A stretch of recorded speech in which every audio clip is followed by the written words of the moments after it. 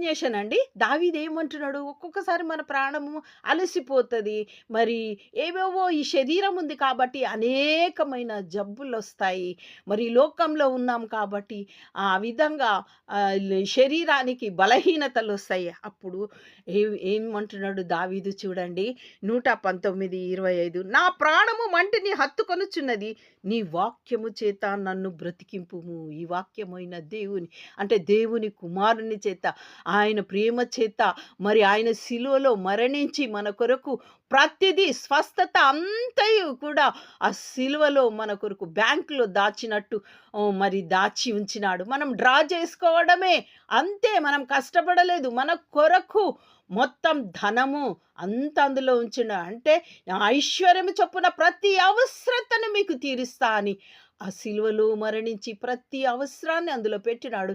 మనము కాడు పెట్టి మన